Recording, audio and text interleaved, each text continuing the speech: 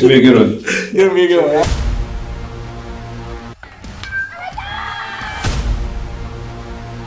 Definitely a different type of process. Cut down or freeze up. Being a coach's son. Jackson, of course, they keep retooling. One stone to face, a hit by pitch. Oh my goodness. Hello, everyone. Welcome inside the Red Earth Production Studios for this edition of YBMcast Baseball Talk, powered by Game 7 Baseball. As always, game7baseball.com will get you where you need to go to sign up for all your fall ball. Have some fun, enjoy the fall, work on the things that, get some extra swings. Hey, even if you're playing soccer or football, you can get a couple games in. Nothing wrong with that. Make your roster of 25 dudes. It don't matter. Whoever shows up, let's play some ball. Fall ball is about getting just some extra work in, setting yourself up for what you're going to do in the off season and your off season workouts. Enjoy it. That's what it's about. Game7baseball.com. Today on Baseball Talk, I am joined again by head coach, Webster Groves High School, RBC, Dave Wiggins. Coach, thanks for joining us. Happy to be here. So I want to talk about this subject because I normally don't do these. I try to stay away from this, but I just kind of popped it out there. And it was a X post. It was out there. Nobody cares how hard you throw a ball for. I'm not a big proponent of overarching statements like that. But I kind of said, well, I can't even remember what I said. But I said something to the effect that it's true, but, velocity always plays. And it kind of got, and Dave was on there. We were back and forth. Daniel Seddon, head coach over there, which I like Daniel Seddon a lot. He's a good quality coach. His dad also, these are good baseball people. And so the conversation went through and this and that. And this is what I've never liked about some of these things is because they're sweeping statements. And it's true. I believe velocity works. If you can throw it by somebody, do it. And I've been in high school games. You've probably seen this, Dave, where I don't know why the pitcher threw an off-speed pitch and sped up the bat of his opponent when he couldn't catch up to his fastball. There's no reason to do that. So we understand all these things, but in this, Dave, how do we separate these things out? And I hope in the future, these conversations can change into more constructive thought processes. Would you agree? I would agree.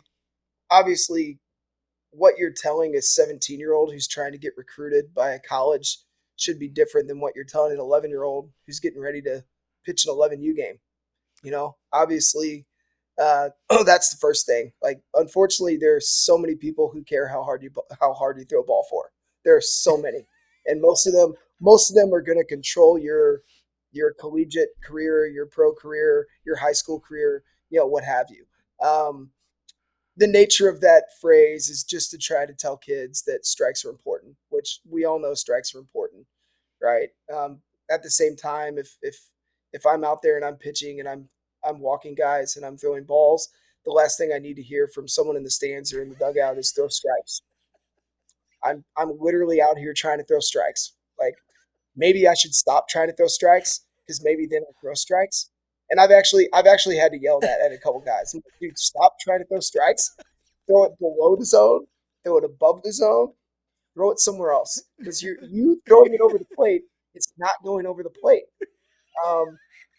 So I mean, that's first and foremost. Like that's where I'm at with that. Oh man, I love that. And trust me, like I'll be in the dugout while one of my pitchers is struggling. And I'll be yelling under my breath, "Just throw a freaking strike!" But like, he doesn't need to hear that. Hit the bull. Yeah, exactly.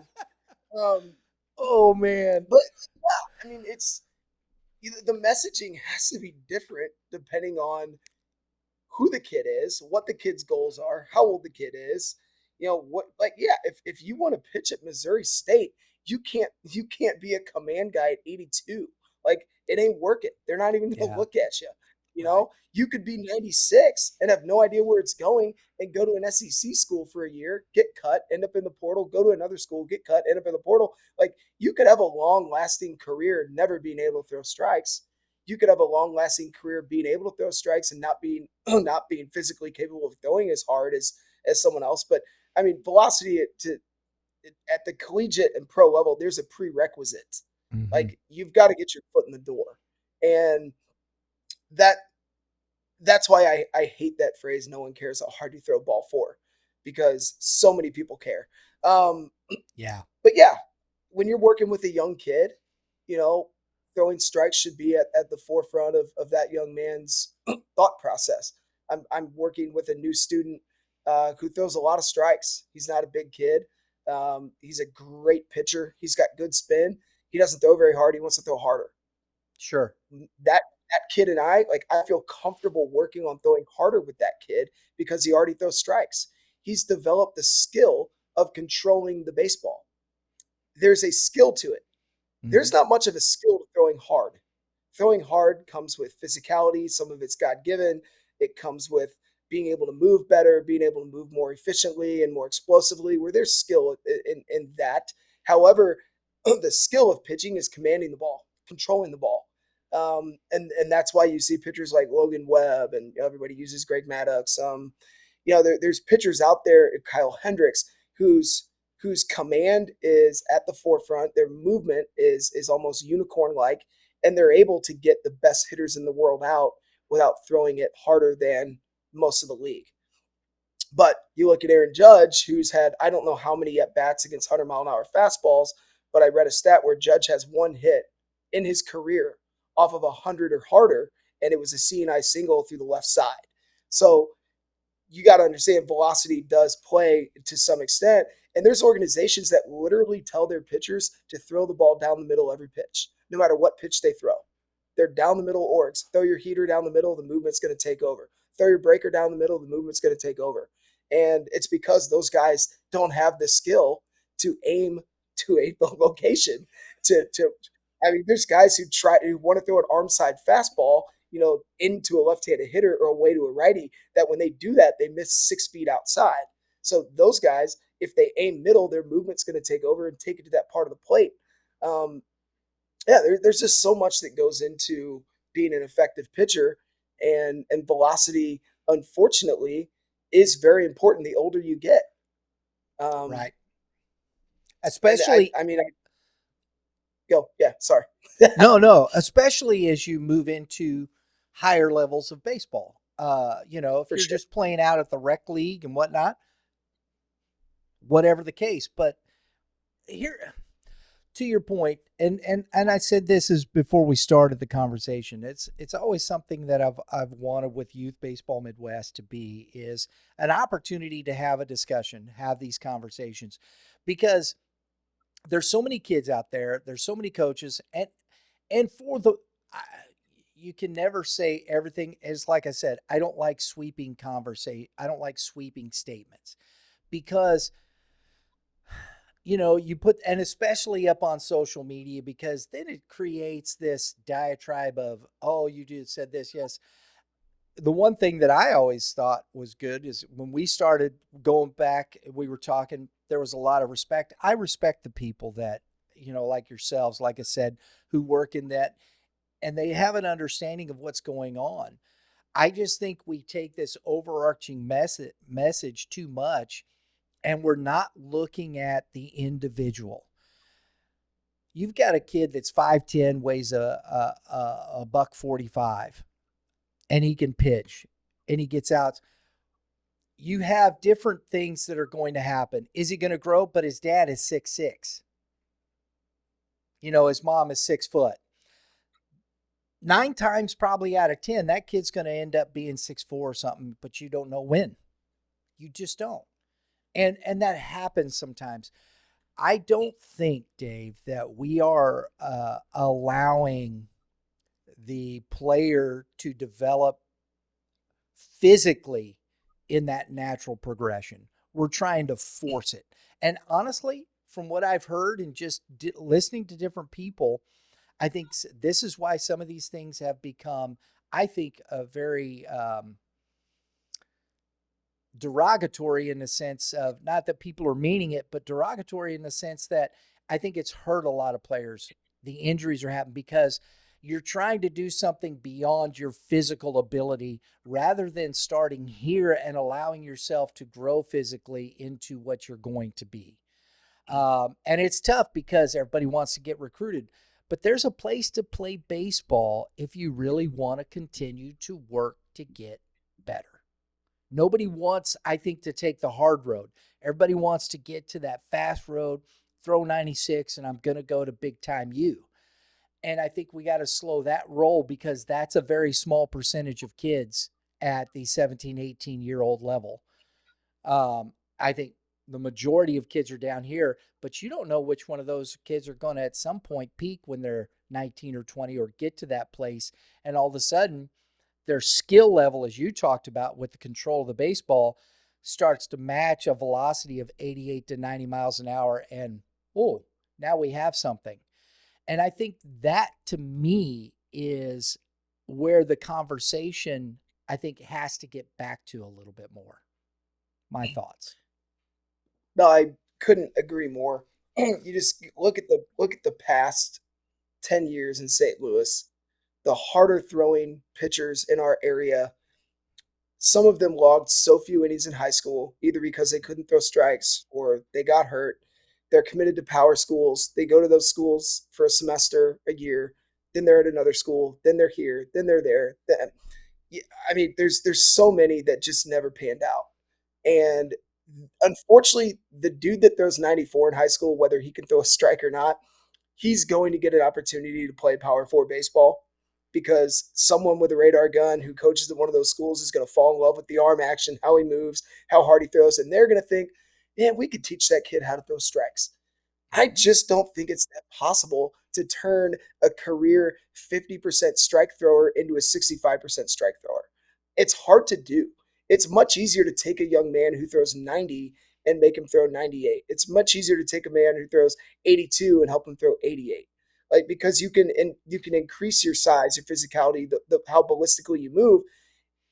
It's just not as easy to create command pitchers. I think a lot of it is it's inherent, and the pitchers that you see at the high school level, especially in our area, that are some of the best in the area who also throw hard, it's because they can command the baseball, and throwing hard was almost secondary in their development. I'll take Dylan Curtis, for example, because I coached Dylan from the time he was 9 years old. I mean, Dylan was always one of the best pitchers in the area from the time he was 9. He was tall, he was long. His dad, Joe, was a great pitcher. Um, Dylan was never an overly hard thrower for his age. He threw hard. He wasn't known as a soft thrower by any means, but Dylan never aggressively pursued velocity because Joe knew his son was probably going to be 6'5" to 6'7", and Joe understood the potential for injury there. And Joe wanted his kid to be a great pitcher. And Dylan was one of the best command pitchers I've ever seen at the middle school and high school level. And as a freshman, it was 80, 82. It wasn't anything crazy. But everyone looked at him knowing Dylan's probably going to throw 90 by the time he's a junior in high school. And, he's at the Midwest Scouts thing this summer. He's 92, 93. So he's someone, in my opinion, who obviously with the blessing of height and just the body that he's in, Mm-hmm. he was able to go about it organically, knowing that he was going to be a big time arm, whether he aggressively pursued velocity training or not. There's kids who feel they need to aggressively pursue velocity training because they're 5'10" or because they're 6'1", or you know what I'm saying? Like I do. they don't have the God given gift of 6'6" that Dill has. But Dylan's one of the best pitchers in St. Louis, not because he throws 92, because Dylan can throw a fastball, changeup, and breaking ball at any time and any count. And all three pitches are really good. The added velocity has helped him maintain his elite status and made him better. But Dylan isn't the pitcher he is because he throws 90. There's some Right. guys in St. Louis that are the pitcher they are because they throw 90 right now. And those guys, they almost never pan out at the next level. And that's where aggressively pursuing velocity early not only could get you hurt, but at the same time, you're you're not focusing on what's going to help you continue to pitch as the game gets harder. And what's going to help you continue to pitch as the game gets harder is understanding how to get hitters out, how to spin the baseball, how to command both sides of the plate, how to go up, how to go down, and be confident in more than just a power fastball. Like I can't think of the many times that I've called a game where I've called, a 3-2 curveball or a 3-0 changeup, and the pitcher looks at me like I have four eyes. He's like, bro, I'm throwing a fastball here. Like, no, the heck you're not. If we're gonna get this guy out, we need to throw this. And I mean, it's a staple of what we do at Webster Groves. We pitch backwards. We don't have high velo guys. Even when we do have high velo guys, we still understand that hitters are good and hitters like fastballs. Hitters love fastballs. They love them. Mm-hmm. They get mad when you Mm-hmm. don't throw them fastballs. When you run into elite hitters, they feel some type of way when you start spamming them with soft stuff. They want to call you names. They want to say you're soft. They don't understand that at the big league level, there might be a starting pitcher who threw 15 sliders in a row to three straight hitters. Like that's how the game's evolving. So personally for me, I think teaching kids how to pitch and how to spin and how to command off-speed pitches earlier is a safer alternative than teaching them to try to throw it through a wall when they're 11 and 12 years old. There was a young man I was talking to after a game, and heard him talking to his buddies, after the game. Good ball player, this, that. Man, they won't throw me a fastball. I'm like, and I was standing there. I looked at him and said, dude, I wouldn't throw you a fastball. I just wouldn't. I mean, do you understand at some point you have to learn how to counteract what somebody, and I think those are the things that in some of these situations that we've lost the art of competing. All I want, yeah, I can smoke a fastball. Everybody turns up the machine. There's nothing wrong with that. And again, I don't want people to think, as Dave and I are talking about this, folks, we understand that where the fastball is, where velocity is, and understanding those things. But there's all this baseball underneath the major leagues because that is point zero what 4% of the population of baseball players. If I'm not, I think that's what it is. Point Might be zero less than four that. percent Yeah, might I'll go be. with that. Yeah. And it's probably less than that. And then power four, what is it? Like 1% of the population of baseball. Um, so when you start putting things in that place, uh, in fact, we were talking about it on the show last week, Kevin and I.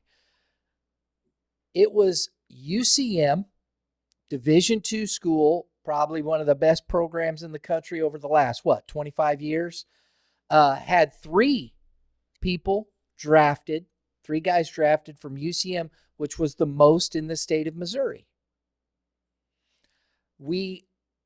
This idea of how we do things and why we're doing them and where it goes to and how we do is got to, I think, somehow it's got to trickle up a little bit more.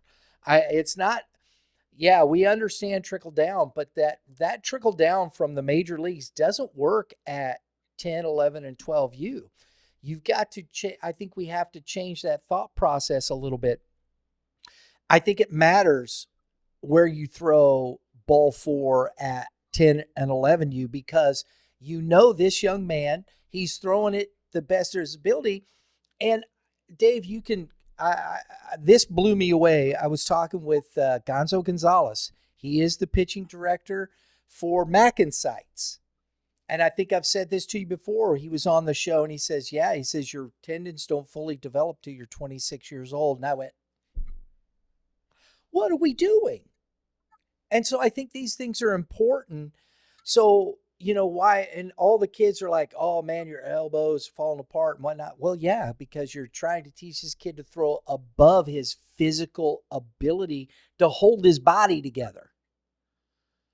So that's my thought process with this. And yes, velocity plays. We all know that. That's a given.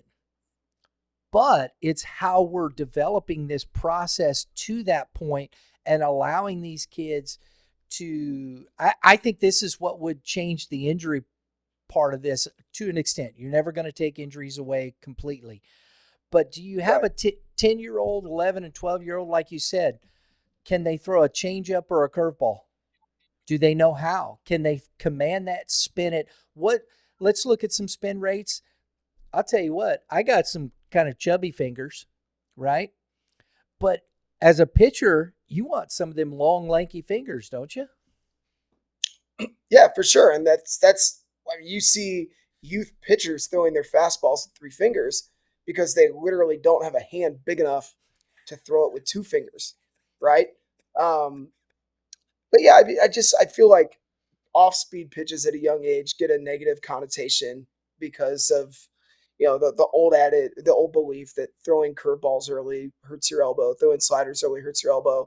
Um, as many people have said before, throwing hard at a young age is probably what's most damaging.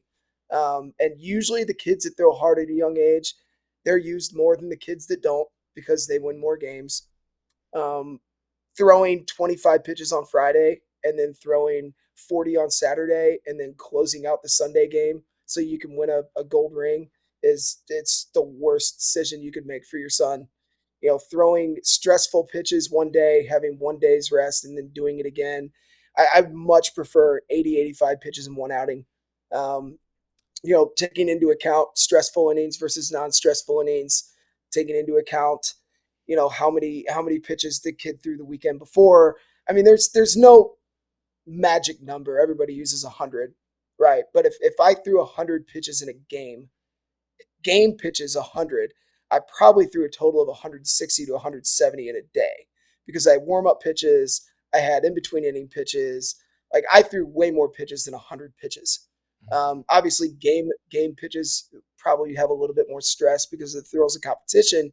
Um, but I can't stand the youth baseball, throwing the same kid two and three times in a weekend. It's Yeah. and I've done it. Like I'll be real, I've done it. I hate doing it. I try like heck not to do it. If I do it, I usually have a conversation with the parent and I put it on the parent. I'm like, here's what I'm thinking. How do you feel about this? But it's never 60 Friday, 40 Sunday, or Yeah. 50 Friday, 30 Sunday. Maybe it's 20. Maybe it's a cap of 20 on Friday for a little bullpen, and then his full game Sunday. But still, that's probably not the best idea. If we're being real, if we're really taking care of these kids, we need to put their arm health and their ability to have long careers in front of winning meaningless tournaments. And yes, every single tournament we play up until every tournament we play in the summer at 17U, at 16U, all the way down to 8U is absolutely meaningless.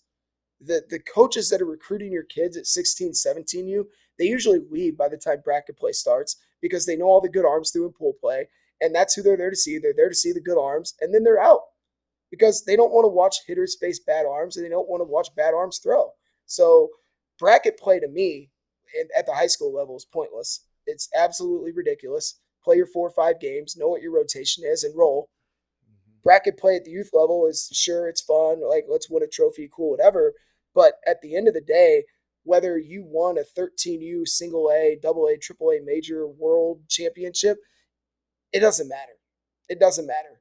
It's cool to post on Twitter. It's cool to on X. It's cool to put on Facebook. It's cool to tell everybody you're on the number one team ranked by Travel Ball rankings Oh. at 9U. None of it matters. None of it. I'm going through it with my 17 team right now. I have some of the best players in the state of Missouri who won all these tournaments when they were younger. These coaches don't care. How can you help them win? And what can you do that the 22-year-old in the transfer portal can't do? Right. That's a whole other conversation, Yeah. right? Oh, cool. You're 88 as a 17-year-old. Well, I got this dude who's 93 who's been to 2 different schools already. So I'm going to take him. So Right. now my 88 guy's like, dude, I got to throw 93 ASAP. No, you don't. You're not 23. You're 18. You're 17.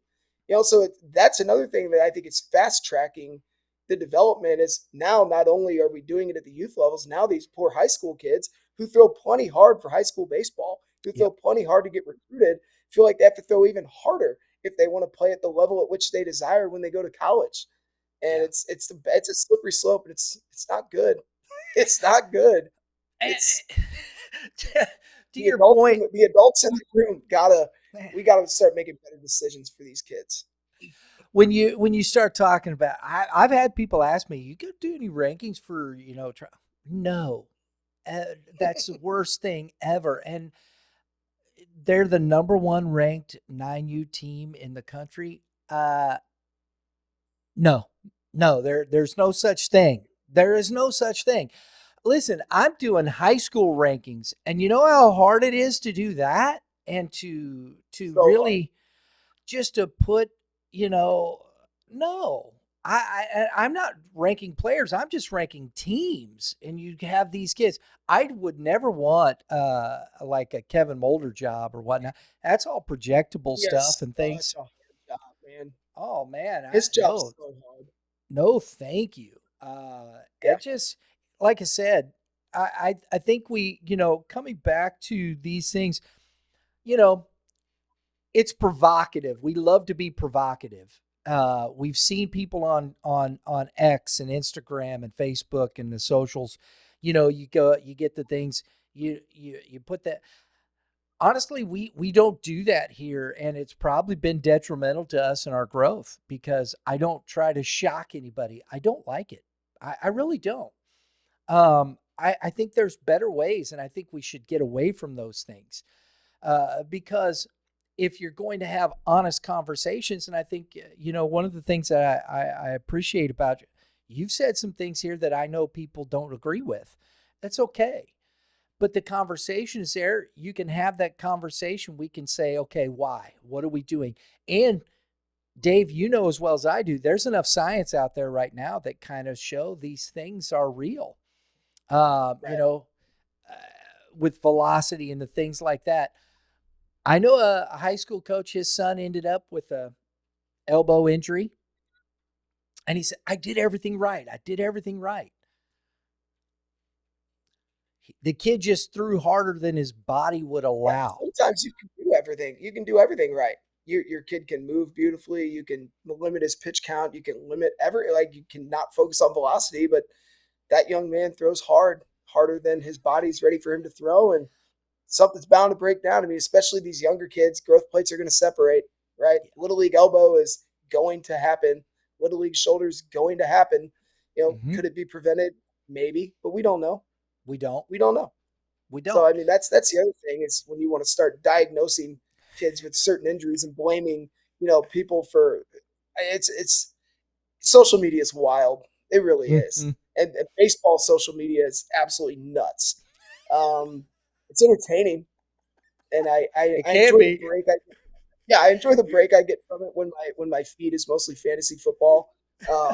But man, some of it's crazy, and like you said, people like shock, they like awe, they like to see the 13-year-old throwing 86. That kid gets a lot of love, but the Mm-hmm. 13-year-old throwing 86 is probably going to end up throwing 93, and by the time he's a senior, and that 13-year-old throwing 65 could end up throwing 93 by the time he's a senior. So I mean, ultimately, it's not because you throw 86 at 13 doesn't mean you're going to throw 110 when you're 18. Right. Like there's a freaking ceiling there. It's not because you threw 90 as a freshman, you're going to throw 104 as a senior. You might throw 88 as a senior. Like Right. no one knows. But it's more attractive to see the harder throwers at the youth level. They're fun to watch. It's cool to see the ball come out of their hand. It's cool to see kids be late on their fastballs. Um, but it means little to absolutely nothing when it comes to the longevity of their careers.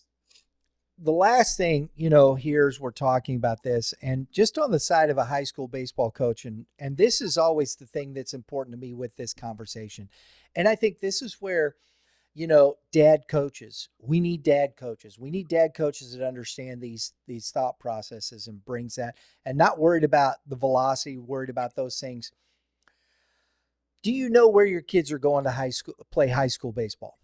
Um, and if so, are you taking them? Do you know what the school's about? Have any of these kids at 9, 10, 11, 12, 13, 14 especially been to a high school baseball game? Where you're going to play? Have you met the head coach? Do you know what those things are about? Do you know what class you're playing? Do you know what conference you're playing? Because I think a lot of those things matter more at that point than the college thought process. Especially now, the rules have changed. You can't be recruited to your junior in high school. Huzzah. Thank you. So let's reassess how we're thinking about things and let's start talking about, can I be an effective high school baseball player? Can I be an effective high school pitcher? My coach needs pitching. What do I need to do to make sure I can get on the mound, be an effective pitcher to help my high school team win baseball games? Yeah, I mean, I had a meeting with my incoming junior and senior, you know, prospective pitchers for this coming spring, and I just explained to them, like, here's what we need you to be able to do. We need you to be able to command a breaking ball to both sides of the plate. Usually if you're going to command a breaking ball to the arm side, it's got to be different than when you throw to the glove side. We need you to have a changeup developed. We need you to be able to work four quadrants with the fastball. Little things like that, where velocity was the very end. I'm like, and you can't be 73 if you want to play varsity, right? I mean, have we had 73-mile-an-hour arms? Yeah, sure. And some of them have carved. But like, you've got to be an outlier if you're throwing that slow at the varsity level at Right. our school, given our competition. Um, but yeah, it's and when you're talking about recruiting as a junior, like, that's Division One. Like, we're not talking D2, JUCO, NAIA, D3. I'm finding out that most of these Division twos and JUCOs and D3s, they're not even looking at these kids till the fall of their senior year. So you should be in zero rush to be, college ready, whatever. I mean, make sure you can be successful at the varsity level, right? If you're playing JV baseball and you're worried about getting recruited, like, you look at the wrong thing, son. Make your varsity team, be a varsity contributor, be a varsity staple. Like, you need to be able to produce at the varsity level before you start talking about college baseball. Um, Unless you throw 96, then you can suck and you'll still you'll still get picked up by whoever. It's true. You're going to get that's just a fact. Nobody's going to argue those things. That's reality. But if you Yeah, don't worry about that. You should be concerned where you're throwing. If you're throwing ball four, and people are doing cha-chas around the bases because of walks. Um, that's at every level. I personally am a Dodger fan. Most people know this. I'm watching the bullpen of the Dodgers just walk everybody left and right. They're throwing 95, 98 with all this, and they're losing ball games, folks. That's the reality of it. And it doesn't matter, these guys are the hardest throwers in the world. And it does matter at that point where you throw, how hard you're throwing ball four, because if it's still ball four and you're losing ball games, it doesn't matter. So winning is the ultimate goal. How you produce, how you do, but don't allow the provocative statements, the overarching statements to dictate to you what you do. Talk to the people you trust. Talk to your coaches. What's the process? Learn how to learn what your body is at. Learn how to do the things you need to do, and let that be the guide to continue to grow as a ball player. Am I right, Dave? 100%. Couldn't agree more. Yep. There's many different paths for every kid. Many different ways to be the ball player you want to be by the time it's time to be a varsity starter. By the time you might not want to play college baseball, you might just want to be a good varsity baseball player. You might want to contribute to your high school. There's just so many different directions and avenues out there. And at the end of the day, most of us, if not almost all of us, aren't going to have a career in this sport. So, there's more to life than baseball and being able to throw hard, hit hard. Like it's, I don't know. It's just not life and death. I feel like some families and some people just almost treat youth baseball like it's life and death, and they take it entirely too seriously and get really worked up for for no reason. Hey, if you're able to go and have a good college career and you play 3-4 years at a D2 school or this, and you don't go any further, and you come back and you're able to coach in the community. Do you want to coach baseball? All these different things. These are experiences that I think people got to look at. There's so many. I love what you said there. It's true. It's not life and death. And that's why we want to have these conversations and put things in perspective. I mean, even I've got a kid who was a varsity starter for 3 years up the middle. He chose not to play college baseball, but he came back his freshman year and he's helping coach. Like, you don't even have to play college baseball. You really don't. Like, you can literally love your high school baseball experience and want to give that experience to the next group of kids that come through without having to go play college baseball, because playing college baseball is insanely hard, and it's not for everybody. And it's nothing against you if that's not what you want to do. Absolutely. I couldn't agree more. So, folks, the provocative statements and the things like that, let's put those down. Let's talk about things that have relevance to what we're working to accomplish. Let's enjoy if you go out and win on Sunday at a tournament, hey, the next conversation I want to have with Dave is, how many should you roster on a 10, 11, and 12-year-old team? You want me to answer that now or just wait? 15. That's my opinion. 15. But my son, he doesn't get to. He'll get to play. You're not paying to. Oh, it's hard for me. Conversation, man. That is, hard. Yeah, it is. You're not paying to play. You're paying for the development of your child. If you trust the people that are there, allow him to earn the playing time. I think those are fascinating conversations, but that's for another day. Oh, yeah. Dave, as always, buddy, thank you. Thank you very much. I appreciate you, because, folks, we kind of just threw this one on Dave, and he's like, yeah, let's do it. So, buddy, I appreciate your time. I really do. It's very kind. Yeah, of course. Happy to be here. Folks, please, if you like what we're doing, subscribe. Hit the like button, share this with your friend. The subscribe helps us support what we do here. We appreciate it greatly. We got some great things coming up here. We'll get more with Dave. I hope you enjoy these conversations. As always, everybody, have a great day in the Lord. All you pitchers, throw 97. No, I'm just kidding. I knew you was going there. I knew it. I was going there. You knew it. No strikes. And you hitters, what should a hitter do? Can they hit that? What do you want your hitters? Hit that 97? Yeah. I want my hitters to hit it where they ain't. See how it works, folks. We'll see y'all next time.